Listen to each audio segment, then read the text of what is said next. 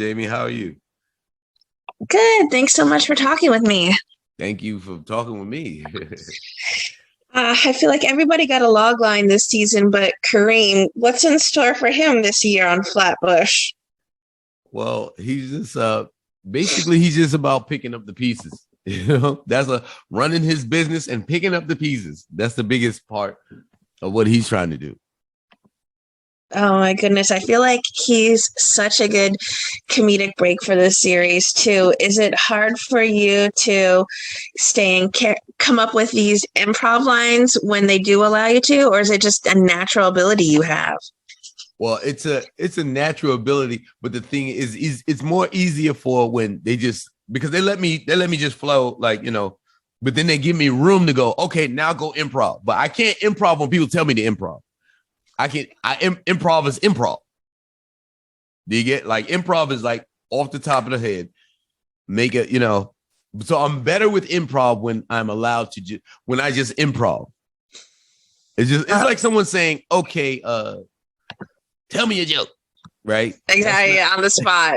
Yeah, that's a tougher thing to do than just tell a joke. My favorite moments, though, are when Kareem says, "Don't get married," and he's hollering and trying to teach everybody, trying to teach at least Dan, give him a little bit relationship advice, I would say, than that situation. What were some of your memorable moments to film? I enjoyed being in court trying to save my son's career. And I also enjoyed also having my having my interaction with Drew. Drew, because he's a misfit of the show. And what's the other one? Oh yeah, also yeah, and me and Mrs. Flowers working together. Me and Mrs. Flowers rooting for Dan. Were you going into season 2 hoping to get to work with somebody more this season than you had gotten to work with them in season 1?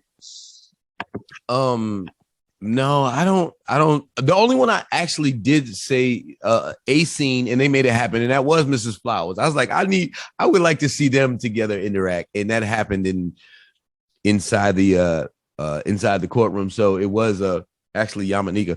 That's who I wanted to work with, because when I seen her in the first episode, not the first episode, the first season, I was like, yeah, that's a good person for me to go at with, because she's high powered and I'm oblivious, so that makes it fun.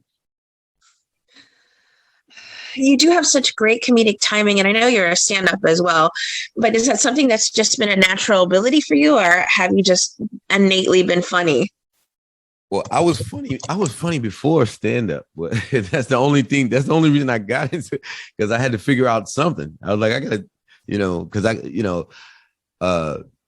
before I used to do comedy, people used to say you should do comedy.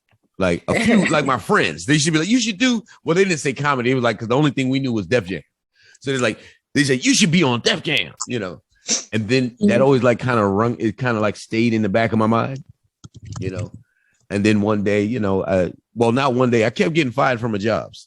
So I had to figure something out. And I do like making people laugh. So let me see if I could, let me go try and do this. And, and it happened to bring me to this TV show, Talking to Starry Constellation Magazine. There you go. What do you think it is about Flatbush that really continues to make it such a fan favorite, really funny show?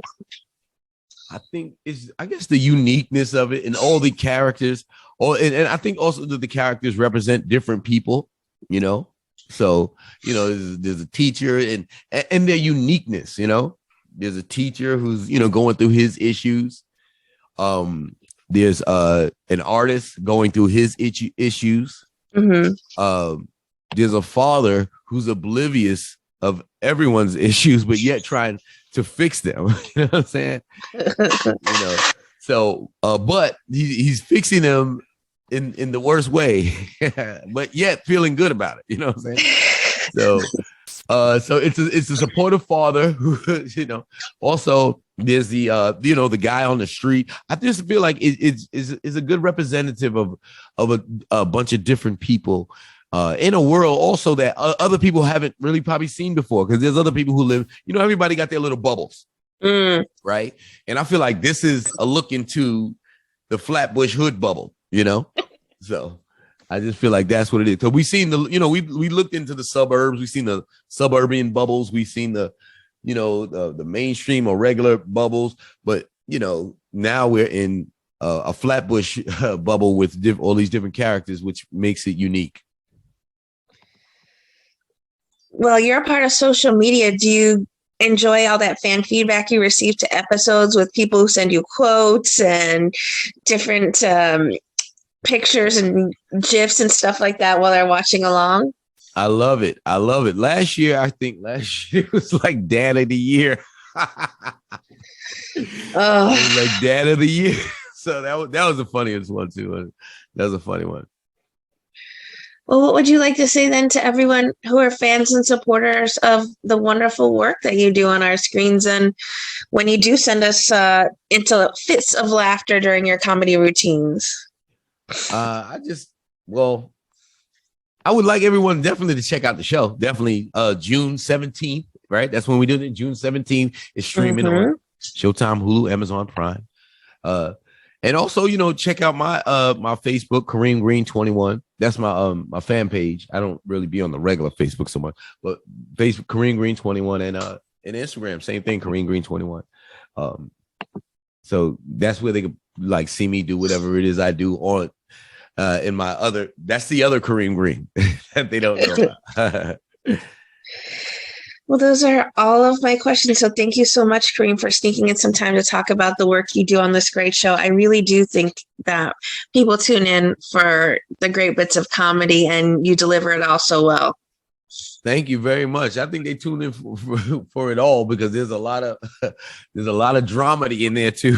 So. That's very true. Well, thank you so much again. Be safe and be well. Thank you. You too.